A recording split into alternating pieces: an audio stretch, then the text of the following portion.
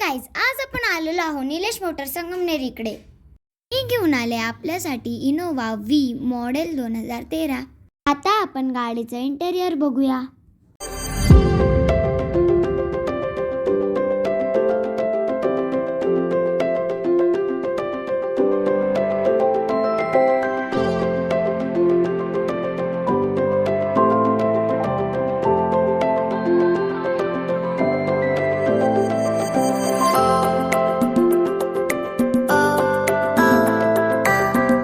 आता आपण बघू शकता की टायर पण किती गुड कंडिशन मध्ये आहे.